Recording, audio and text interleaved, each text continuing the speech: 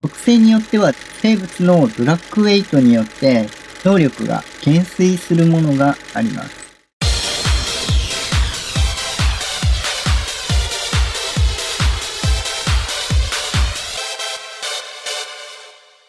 はい、どうも、しんです。本日もアークサバイバルベンディットをやっていきます。本日はですね、生態大革命特性徹底解説をお送りいたします。アベレーションアセンディットが実装されまして、新たに特性というシステムが追加されました。これは先日実装されたクラブアークチームパンクアセットバージョンに関して、クラブアークで獲得できる生物にもこの特性が実装されました。生物ごとの能力と異なって、さらに個体ごとに対してのパッシブな能力が実装されることになりました。実際この特性を有効的に扱う上では有料ダウンロードコンテンツボブズトールテイルのアイテムが必要になってくるんですが、特性自体はそのままでも利用は可能です。詳しくは後ほどご紹介させていただきます。これがですね、実際に扱っていけばかなりブリーディングの新たな要素として自身のペットをさらに強化する要素として非常にサバイバルに関わってくるものになりますので、まずはこの特性について詳しくご紹介していこうかと思います。本日流れとしてはこちら。まずは基本的な特性のシステムについて、そして各特性ごとの能力について、最後まとめという流れでお送りいたしますので、ぜひ最後までご覧いただければと思います。普段ですね、アークについてトラップ動画、建築動画、冒険動画、ニュース速報的な情報発信であったり、チュートリアル、アークストーリーなどアークを楽しむコンテンツをご紹介しております。ちょっとでも面白かったよとか役に立ったよとかございましたら、ぜひ高評価、チャンネル登録よろしくお願いいたします。では、本編どうぞ。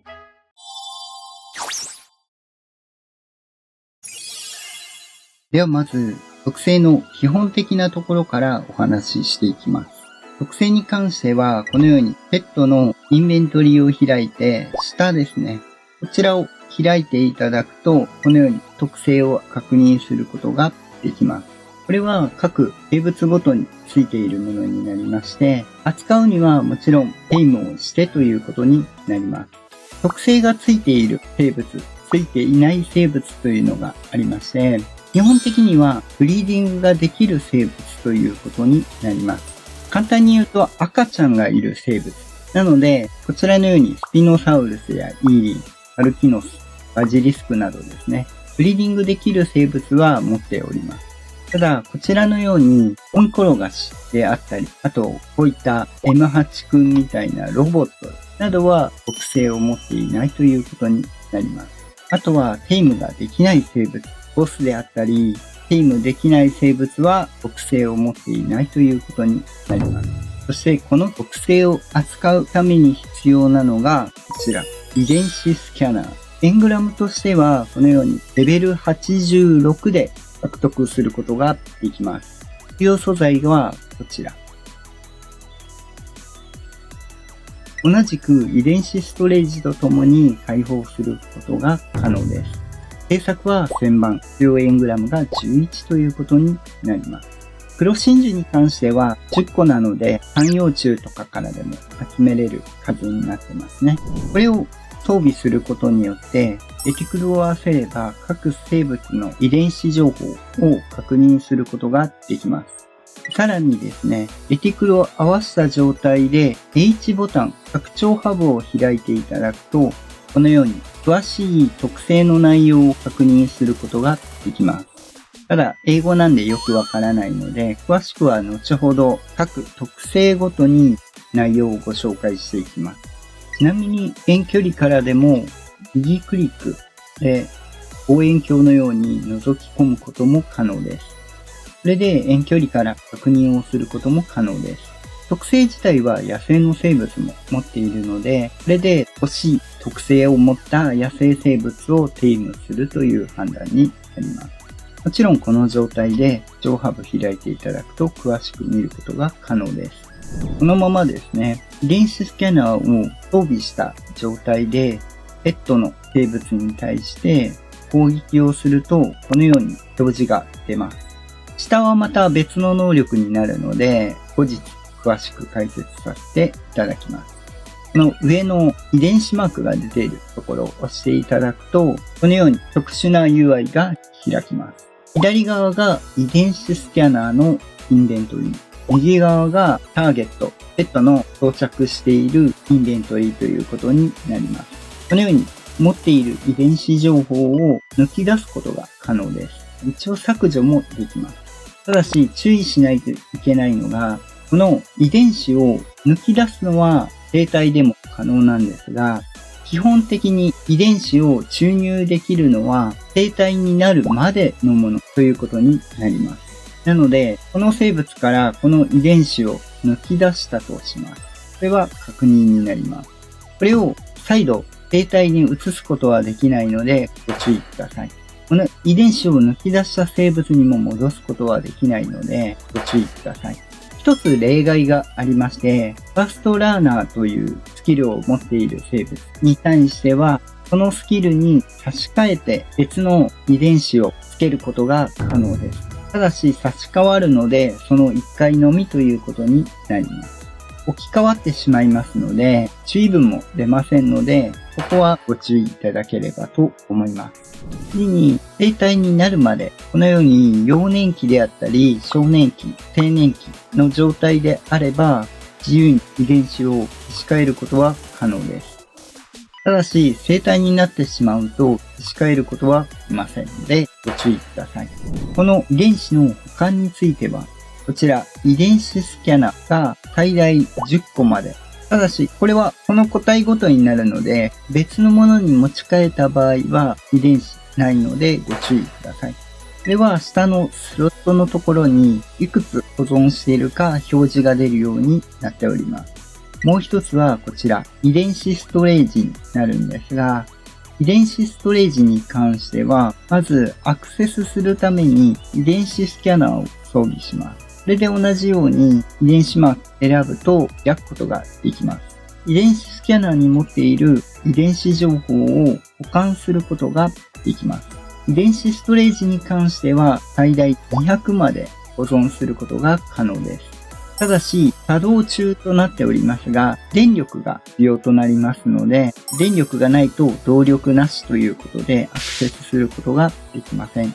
発電機やテックジェネレーター、あとは充電バッテリーなどで電力を供給して使う必要があります。また遺伝子なんですが、それぞれ遺伝子の名前の横に生物名が載っていると思います。これは同じ生物であれば移し替えることはできるんですが、別の生物の遺伝子を移すことはできません。なので、あくまで各種特性に対してその生物種で集める必要が出てきます。なので、かなり厳選としてですね、その生物に合わせた特性を集めていく必要が出てきますので、ご注意いただければと思います。ちなみにですが、アルファカルキノスの子供をですね、テームしてるんですけども、これも本来テームできないんですが、一応特性を持っています。カルキノスとアルファカルキノスはやっぱり別のようですね。ただ、アルファカルキノスが持っている特性、おそらくバグなんだと思うんですが、アルファカルキノスになっていないので、入れた生物に適用するようになるようです。ただ、一回入れてしまえばですね、名前がついてしまうので、これをアルファカルキノスに戻すことはできないみたいですね。特性に関しては、ギアがありまして、現状ギア3まであります。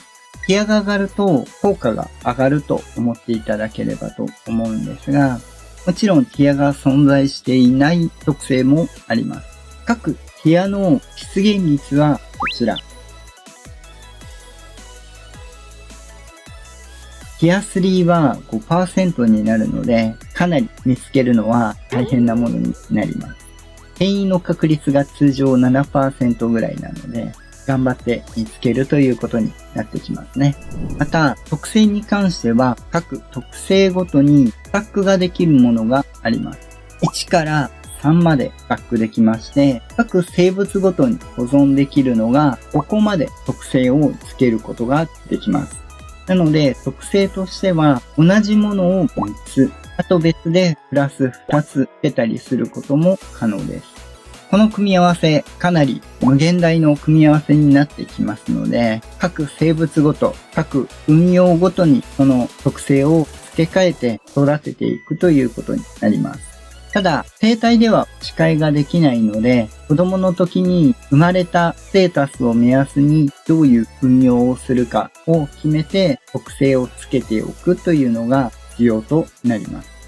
あともう一つ、準備ができなかったんですが、特性によっては生物のドラッグウェイトによって能力が減衰するものがあります。それも後ほど個別で出てくるものにご紹介しますが、この拡張ハブの能力で見ていただいたときに説明文でパーセンテージが違うのは、この生物のドラッグウェイトのポジションで数値が減衰していると思っていただければと思います。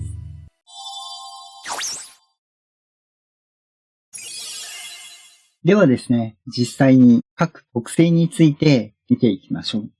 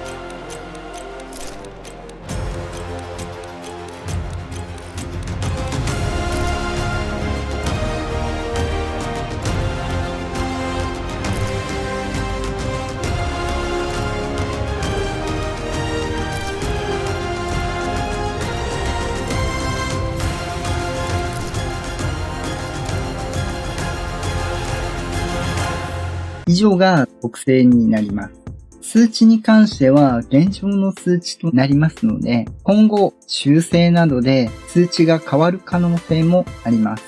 詳しくは拡張ハブの実際の能力をご確認いただければと思います。